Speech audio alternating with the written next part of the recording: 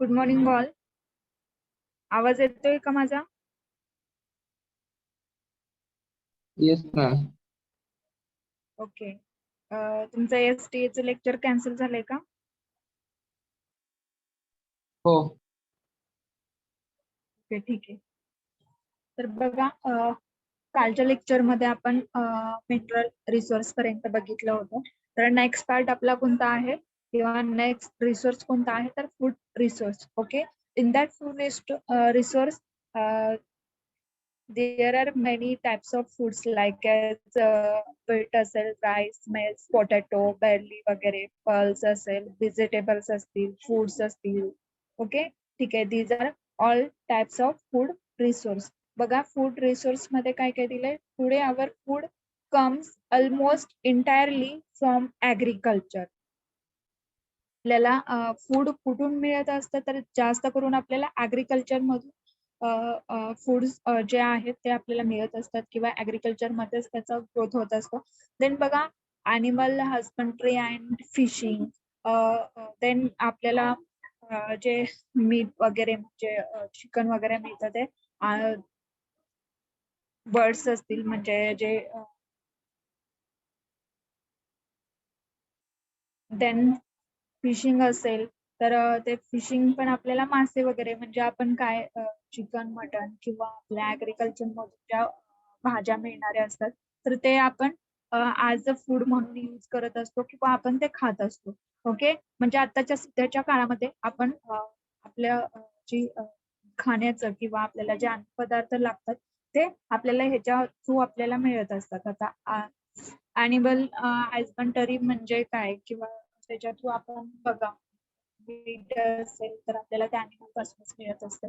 Then fishing आपल्याला मासे हे समुद्रात मिळत असतात किंवा आपण ते खाण्यासाठी यूज करत असतो. ऍग्रिकल्चर मधून वेगवेगळे फ्रुट्स किंवा वेगवेगळ्या भाज्या असतील तर तुम्हाला डायग्राम मध्ये दिसते, तर तशा वेगवेगळ्या भाज्या आपण काय करू शकतो, खाऊ शकतो. Okay, this all included in food resource. Okay, although India is self sufficient in food production. आपल्या इंडियामध्ये म्हणजे स्वतःचा अन्न म्हणजे आपल्या इंडियाचा जो अन्न म्हणजे जे लागतं इंडियाच्या लोकांना जे अन्न लागतं हे आपणच तयार करत असतो किंवा आपल्याला तेवढं सफिशियंट आहे. जेवढं आपल्या देशामध्ये अन्न तयार होते तेवढं आपल्याला सफिशियंट आहे किंवा आपण ते खाऊ शकतो. आपल्याला जास्त करून अन्नाची गरज किंवा अन्न शोधायसाठी आपल्याला बाहेर जायला लागत नाही. ठीक आहे. It is only because of modern pattern of agriculture that are unsuitable and which pollutant of environment. It is काय दिलंय, excess of the fertiliser and आताच्या काळामध्ये काय झालेलं आहे, तर जे काही अन्नपदार्थ आपल्याला मिळत आहेत तर ते कुठेतरी थोड्याफार प्रमाणात कमी पुरवठा होतोय किंवा अन्नाची जी गरज असते ते भासायला लागते बऱ्यापैकी. बिकॉज हे कशामुळे होते, तर जे काही फर्टिलायझर असेल किंवा पेस्टिसाइड असेल म्हणजे काय जे अन्न तयार होत असतं किंवा पिके ग्रोथ होत असतं तर त्याचं कुठे ना कुठे थोडंफार कमी प्रमाण झालेलं आहे. किंवा जे अन्न पदार्थ आपल्याला अवेलेबल होतात ते कमी प्रमाणात मिळतात. आता सध्याच्या काळातच बघा की जे काही आपल्याला फूड पाहिजे आहे तर त्याची व्हॅल्यू नक्कीच वाढलेली आहे. जी ऍग्रिकल्चर मधून आपल्याला जे म्हणजे भाज्या मिळतात तर त्या भाज्यांची किंमत वाढलेली आहे. तर कशामुळे झालेलं आहे, तर एक त्याचा पुरवठा कमी पडतोय किंवा त्याची नीड खूप आहे, गरज आहे, पण आता ते कमी पडायला लागलंय. त्याच्यामुळे त्याची व्हॅल्यू किंवा त्याची कॉस्ट ही वाढत चाललेली आहे. आताच्या हे कमी का होतंय किंवा आपल्या जे अन्नपदार्थ तयार होत आहेत तर हे कमी प्रमाणात का होतंय, तर एकतर बदलतं वातावरण आहे किंवा एन्व्हायरमेंट आपलं चेंज होतंय. चेंज वातावरणामुळे काय होतंय, डायरेक्टली इफेक्ट त्या फूड्स मध्ये होतोय किंवा ते जे ऍग्रिकल्चर आहे त्याच्यावरती होतं. त्याच्यामुळे काय होतंय, तर कमी प्रमाण त्याचं म्हणजे जे उपलब्ध होणारं प्रमाण असतं ते कमी झालेलं आहे. Okay, if this is crop are hit by the pest, the entire crop can be devastated, leaving the farmer no income during the year. बऱ्यापैकी काय होतंय, तर जे काही क्रॉप्स असतील. क्रॉप्स म्हणजे काय? जेव्हा शेतामध्ये छोटे छोटे भाज्या असतील किंवा वेगवेगळे रोपटे असतील, तर त्याचं काय होतंय, तर ते आपलं एन्व्हायरमेंट चेंज झालं किंवा वातावरण चेंज झालं किंवा अति पाण्याचा वापर केल्यामुळे ते कधी-कधी काय होतं, तर ते खराब होऊन जातं किंवा ते त्याचा ग्रोथच होत नाही. त्याच ठिकाणी ते तसंच कुजून वगैरे जात असते. तर अशा गोष्टींमुळे काय झालेलं आहे, तर फार्मरला ज्या काही म्हणजे शेतकऱ्यांना ह्याचं आता बघितलं पाऊस पडल्यामुळे काय झालं, की पूर्ण शेतीमधलं जे अ, वेगवेगळे पिकं होती ती त्याच जागेवरती त्याच्यावरून पाणी वाहून गेलं, तर ते पिकं खराब झाली. म्हणजे अशा दृष्टिकोनातून लोकांना किंवा शेतकऱ्यांना काय झालं, त्याचा तोटा झाला आणि त्याचं जे पीक येणार होतं किंवा ते बाजारात विकलं जाणार होतं, ते नाही होणार किंवा नाही विकलं जाणार बिकॉज ते खराब झाल्यामुळे ते लोकं तरी घेणार का? म्हणजे हा विषय पुढचा होतो. तर ह्या सगळ्या गोष्टी कशामुळे होत आहेत, तर कधी पण अतिवृष्टी होणं किंवा आपल्या आजूबाजूचा जो काही वातावरण आहे त्याचा परिणाम पिकांवरती होणं. तर ह्या सगळ्या गोष्टींमुळे अ, जास्त तोटा म्हटलं तर कोणाला होते, तर फार्मर लोकांना होतं. ठीक आहे. तर फूड रिसोर्स हा आपल्या इंडियामध्ये बऱ्यापैकी म्हणजे अवेलेबल आहे किंवा जेवढं भागेल आपल्याला जेवढी गरज आहे तेवढं अवेलेबल आहे. ठीक आहे. देन बघा कोणत्या कोणत्या टाइपचे फूड रिसोर्स आहेत, तर व्हीट असेल म्हणजे गहू जे आपल्या दैनंदिन जीवनामध्ये आपण जे वापरतो खाण्यासाठी, तर तेच इथे मी टाकलेले आहे, की गहू असेल किंवा तांदूळ असेल किंवा मका असेल, बटाटे वगैरे किंवा बार्ली, पल्सेस असतील म्हणजे वेगवेगळे कडधान्य असतील, व्हेजिटेबल्स किंवा फ्रुट्स असतील, sugarcane, meat, fish, these all foods used in our regular okay daily लाईफसाठी आपण हे काय करत असतो, हे फूड्स आपण यूज करत असतो किंवा आपण ते खात असतो. ठीक आहे. नेक्स्ट पार्ट बघा वर्ल्ड फूड प्रॉब्लेम. आता वर्ल्डमध्ये काही फूड प्रॉब्लेम यायला लागलेले आहेत. तर ते कशामुळे यायला लागलेले आहेत? जस्ट मी आता तुम्हाला सांगितलं, की एकतर काय झालेलं आहे वातावरणामध्ये चेंजेस वगैरे होत आहेत किंवा ड्युरिंग फ्लड्स वगैरे. तर काय होतंय ते जे काही पिकं आहेत ते जातायत. म्हणजे ह्याच्यामुळे आपल्याला फूड प्रॉब्लेम येतो आहे किंवा हे कारणं आहेत एन्व्हायर्नमेंटच्या रिलेटेड. तरी बघा in many developing countries where population are expanding rapidly, the production of food is unable to keep pace with the growing demand. जे काही फूडची डिमांड आहे किंवा जी म्हणजे नीड आहे, तर ते भागत नाहीये. कारण ह्याच्यामध्ये काय झालेलं आहे, की लोकसंख्येचे पण ग्रोथ झालेले आहे किंवा लोकसंख्या पण खूप मोठ्या प्रमाणात वाढल्यामुळे काय झालेलं आहे, त्याच्यासाठी अन्नपदार्थ खूप मोठ्या प्रमाणात लागतायत. तर त्याची गरज भागवणं आता कुठेतरी कमी पडायला लागलेलं आहे किंवा त्याची डिमांड वाढल्यामुळे बघा जास्त प्रमाणात डिमांड वाढल्यामुळे काय झालेलं आहे, व्हॅल्यू पण त्याची प्राइस पण वाढलेली आहे. म्हणजे हा पण एक पॉप्युलेशन जे होतंय किंवा जी लोकसंख्या वाढतेय त्याच्यामुळे पण हा प्रॉब्लेम क्रिएट होतोय. Okay. Food production in 64 of the 105 developing countries is lagging behind the population growth levels. आता जे काही आपले कंट्रीज आहेत, तर त्याच्यामध्ये बऱ्यापैकी लोकसंख्या वाढीमुळेच काय झालेलं आहे, तर जी फूडची डिमांड आहे ती वाढलेली आहे आणि त्याच्यामुळेच काय झालंय, त्याची जी ग्रोथ लेव्हल आहे किंवा जी डिमांड आहे ते वाढल्यामुळे काय झालंय, तर लोकांना ते अन्न कमी पडायला लागलेलं आहे किंवा मिळणं झालेलं आहे. तर ह्या सगळ्या गोष्टींमध्ये एकच आपल्याला दिसतंय, की पॉप्युलेशन ग्रोथ झाल्यामुळे ह्या सगळ्या गोष्टी होत आहेत. देन बघा these countries are unable to produce for more food or do not have the financial means to import it. म्हणजे जे काही कंट्रीज आहेत त्या प्रोड्यूस करण्याला किंवा ते इम्पोर्ट एक्सपोर्ट करण्यासाठी पण थोडाफार प्रॉब्लेम यायला लागलेला आहे. बिकॉज जे काही मोड म्हणजे जास्त प्रमाणात फूड लागत आहे, तर ते कुठेतरी कमी पडतंय. त्याच्यामुळे त्याची फायनान्शियल कंडिशन म्हणजे त्याची जी प्राइस आहे ती वाढत चाललेली आहे.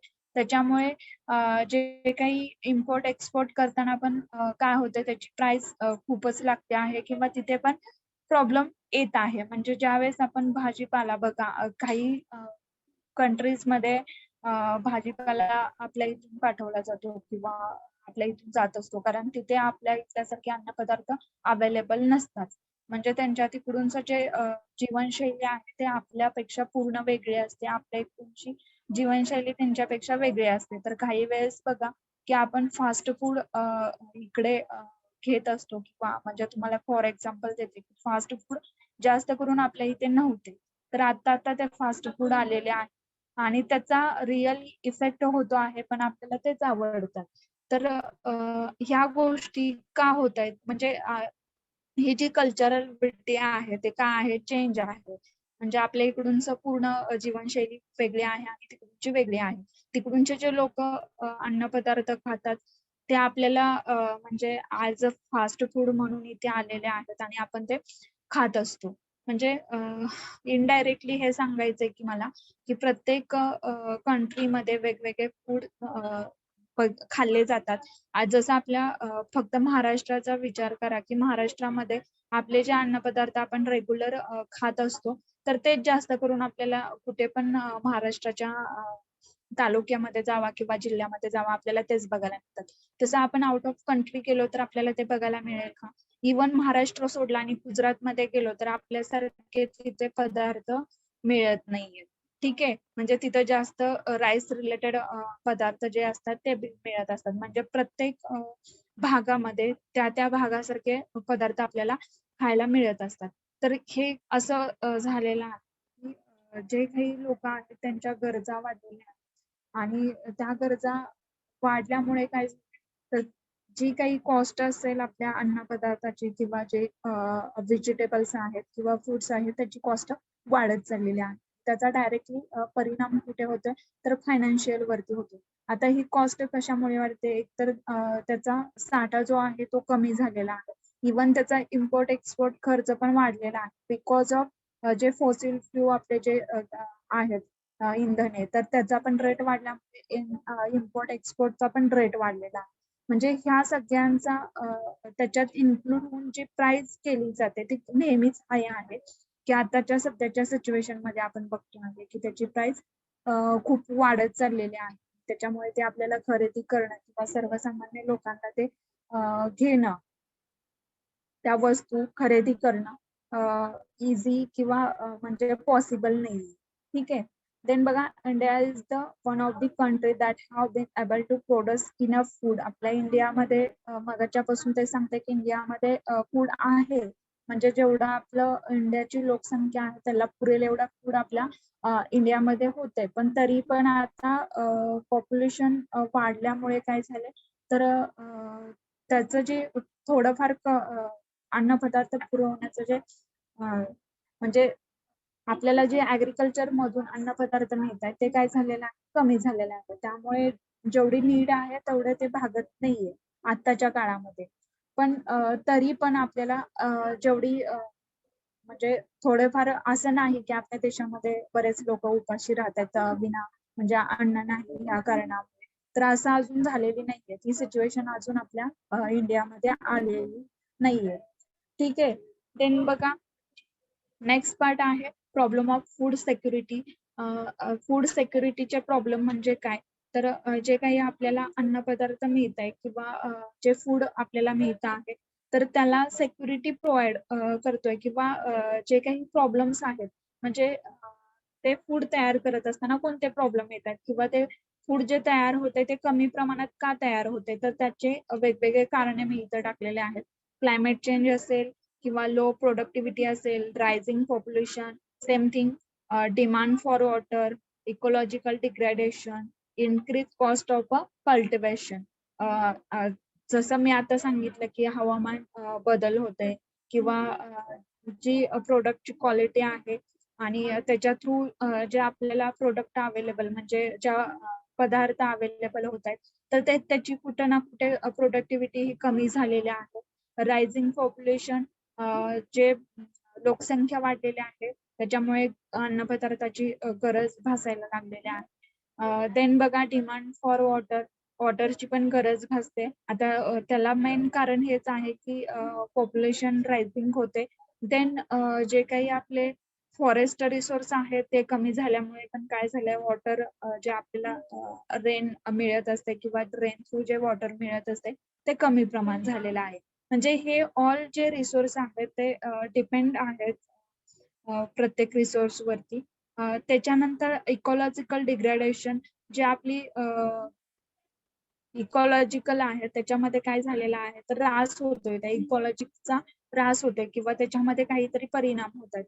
त्याचा डायरेक्टली इफेक्ट कुठे होते तर फूड रिसोर्स वरती होतोय. देन बघा इन्क्रीजिंग कॉस्ट ऑफ कल्टिवेशन, तर सेम थिंग की जे काही पॉप्युलेशन ग्रो झालेलं आहे त्याच्यामुळे काय झालंय जी काही कॉस्ट असेल फूडची ती काय झालेली आहे वाढत चाललेले आहे. आणि हे सगळे प्रॉब्लेम्स जे आहेत ते फूडच्या रिलेटेड आहेत किंवा जे आपल्याला फूडची गरज भासते किंवा कमी प्रमाणात होते त्याच्या रिलेटेड हे प्रॉब्लेम्स दिलेले आहेत की आपण फूड सिक्युरिटी कधी करू शकतो किंवा आपलं फूड जे आहे ते आपण व्यवस्थित कधी ठेवू शकतो.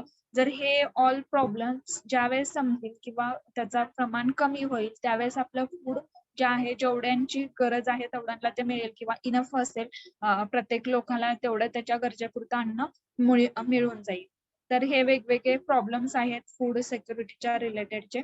देन बघा नेक्स्ट पॉइंट आपला काय आहे renewable, non renewable and cyclic resource. ठीक आहे. सेकंड पॉइंट आहे सेकंड चॅप्टर मधला renewable, non renewable and cyclic resource. हा पॉइंट आपला ऑलरेडी झालेला आहे तरी पण सांगते आहे. Classification of natural resource. Natural रिसोर्सचं क्लासिफिकेशन कशामध्ये होते तर दोन टाइप मध्ये होते. तर कोणता आहे first one is renewable, then next one non renewable. ठीक आहे. देन बघा what are natural resources. Natural resources कोणत्या आहेत तर बघितलं आता आपण 6 टाइपचे नॅचरल रिसोर्सेस आहेत. तर त्याच्यामध्ये काय काय दिलंय बघा. Resources that occur in our nature are known as natural resource. जे रिसोर्स आपल्या नेचरमध्ये ऑकर होतात किंवा जे तयार होत आहेत त्याला काय बोललं जातं तर natural resource. This cannot be produced by our Mankind. आता हे जे रिसोर्स आहेत ते फक्त आता फूड च्या रिलेटेड रिसोर्स सोडा तर बाकीचे जे रिसोर्स आहेत ते मॅनकाइंडने किंवा मनुष्य तयार करत नाहीये, ते नॅचरली आपल्याला अवेलेबल आहे. ठीक आहे. देन एक्झाम्पल बघा कोणते कोणते एक्झाम्पल आहेत. बेस्ट एक्झाम्पल आहेत सनलाइट आणि मिनरल. हे जे आहेत म्हणजे जे इंधने आहेत किंवा आपल्याला जे सूर्यप्रकाश मिळत असतो तर हे बेस्ट एक्झाम्पल आहेत नॅचरल रिसोर्सचे. देन बघा what are renewable resources. Renewable resource मध्ये काय काय आहेत किंवा रिन्युएबल रिसोर्स म्हणजे काय असते तर resources that can be replaced in naturally in the course of time are called as renewable resource. जे रिसोर्स आहेत ते पुन्हा तयार होतात किंवा रिन्यू होतात तर त्या रिसोर्सला काय बोललं जातं तर रिन्युएबल रिसोर्स. फॉर एक्झाम्पल काय काय आहे एअर असेल, वॉटर, सनलाइट किंवा विंड म्हणजे आपल्याला जी हवा, पाणी, वारा ह्या सगळ्या किंवा सूर्यप्रकाश हे जे मिळत असते ते काय आहे कशामध्ये इन्क्लूड आहे तर रिन्युएबल रिसोर्स मध्ये. देन बघा what are non renewable resources. कोणते कोणते नॉन रिन्युएबल रिसोर्स आहेत. Resources that exist in limited supply and cannot be replaced if they are used up or called as renewable non-renewable resources. Okay. Non renewable resource मध्ये काय दिलेलं आहे जे काही resource आहेत ते एकदा वापरल्यानंतर नंतर काय होतं की ते संपतात किंवा ते नंतर आपल्याला ते वापरता येत नाही किंवा त्याचे रिप्लेसमेंट होत नाही. आणि जे असे रिसोर्स आहेत ते लिमिटेड आहेत. अजून पण आपल्याला सध्याच्या काळामध्ये बघायला मिळते की जे काही इंधन आहे पेट्रोल डिझेलचे दर खूप वाढलेले आहेत. हे कशामुळे झालेलं आहे तर त्याची जी प्रोडक्टिव्हिटी आहे किंवा ते तयार करतायत किंवा जिथून ते तयार होते तर तिथेच ते कमी प्रमाणात आहे किंवा कमी प्रमाणात असल्यामुळे काय झालेलं आहे किंवा आपण जिथून ते पेट्रोल डिझेल खरेदी करतो तर तिथून इम्पोर्ट आणि एक्सपोर्टचे जे रिलायन्स असतात, तर त्याच्यामुळे पण काय झालेलं आहे, तर त्या पेट्रोलचा दर वाढलेला आहे किंवा डिझेलचे दर वाढलेले आहे. म्हणजे हे बेस्ट एक्झाम्पल आहे आताचा नॉन रिन्युएबल रिसोर्सचा.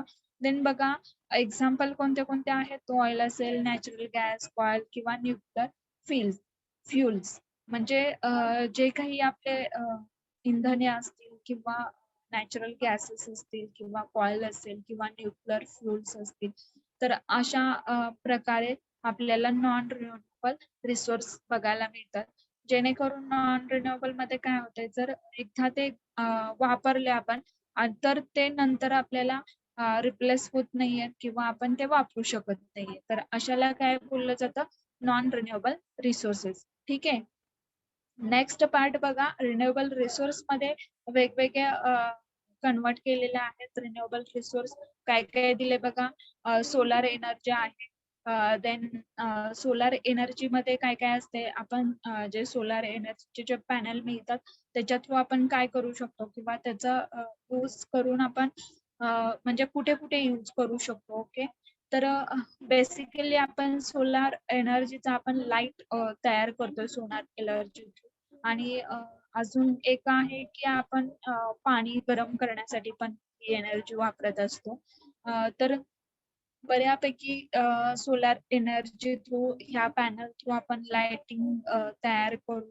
म्हणजे इथे काय झालं, जे आपल्याला लाईट MSCB मधून लाईट मिळते, तर ते कुठेतरी त्याचा जो म्हणजे वापर आहे ते कमी झालेला आहे बिकॉज ऑफ सोलार एनर्जी. आता बघा सोलार एनर्जी मध्ये काय दिले, solar energy radiant light and heat from the sun earned using range of ever loving technology such as solar photovoltaic cells.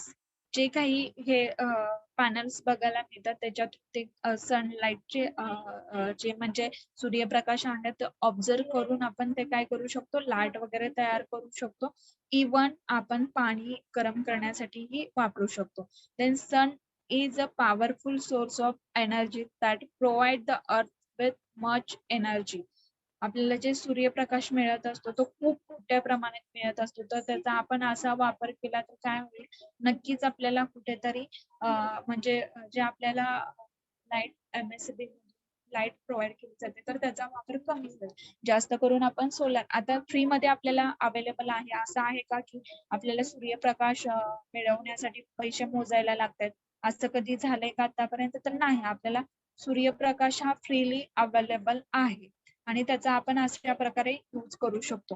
तर म्हणजे हा रिन्युएबल रिसोर्स आहे की आपल्याला तो पुन्हा पुन्हा ह्याचा वापर करू शकतो. किंवा एकदा ते जे सेल्स दिसत आहेत तुम्हाला किंवा अ, हे तुम्हाला डायग्राम मध्ये दिसते बघा की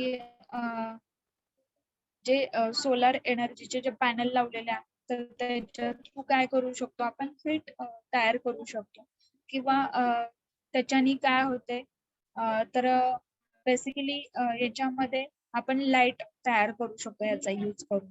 तर हेला म्हणजे ज्यावेळेस आपण सोलार एनर्जी पॅनल टाकत नाहीये त्यावेळेस आपल्याला काही ती लाईट तयार करता येईल का? तर नाही. म्हणजे ह्याच्यात मोस्ट इम्पॉर्टंट काय आहे, सोलार एनर्जीचे जे पॅनल्स आहेत ते. ओके. नेक्स्ट पार्ट बघा, वाइंड एनर्जी. आता याच्यामध्ये किंवा काय काय दिलेलं आहे आपल्याला, पवन चक्क्या दिसत आहेत. तर पवन चक्क्या तुम्ही बघितल्या असतील. तर हा पार्ट आपला वाइंड एनर्जीचा आहे.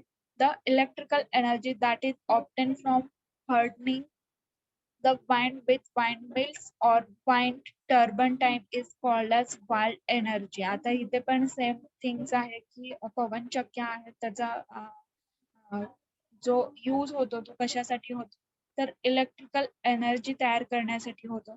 देन बघा, wind energy cause by the uneven heating of the atmosphere by the sun.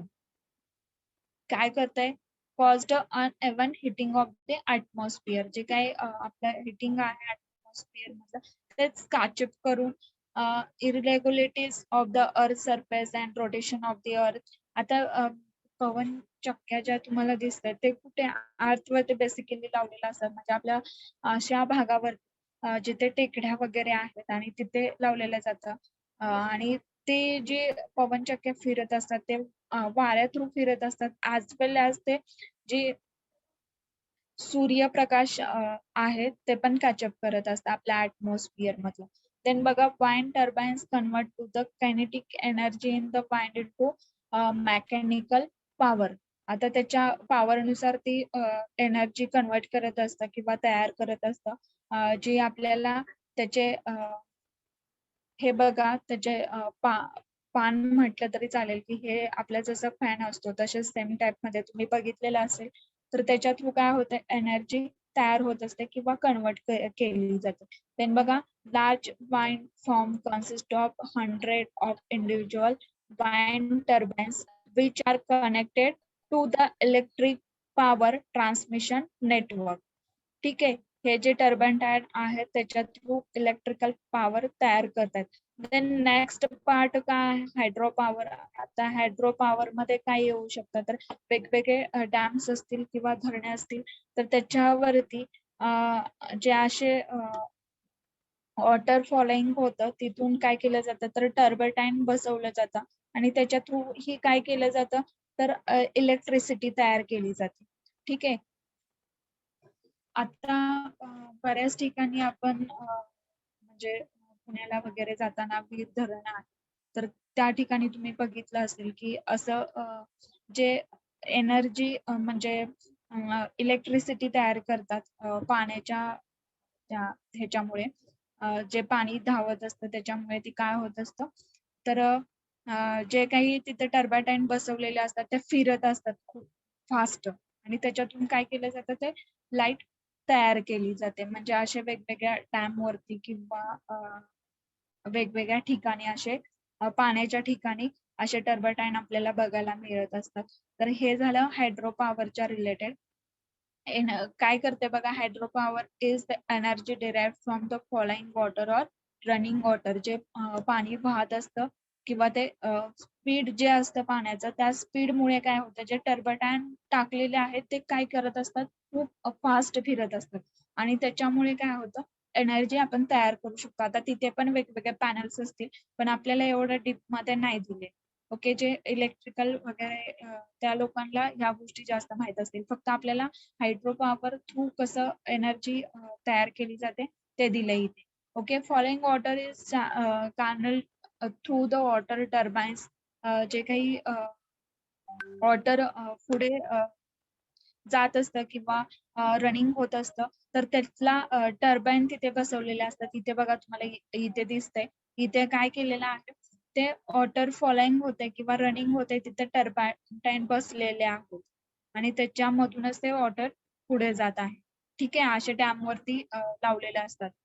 Then बघा next one is the pressure of the following water. म्हणजे जे वॉटर असतं ते खूप फास्ट फ्लो होत असतं किंवा रनिंग होत असतं तर त्याच्या थ्रू काय होतं जे त्या ब्लड्स आहेत तर रोटेट होत असतात आणि त्याच्यामधून आपल्याला काय होतं पॉवर कन्वर्टिंग होतं किंवा इलेक्ट्रिक एनर्जी तयार होत असते.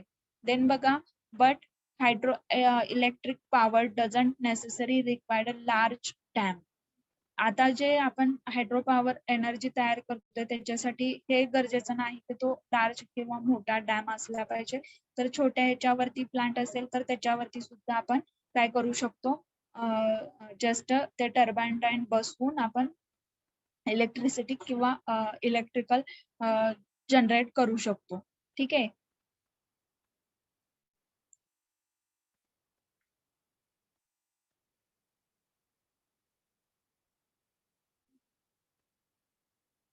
ठीक आहे. नेक्स्ट लेक्चर आहे का तुमचं?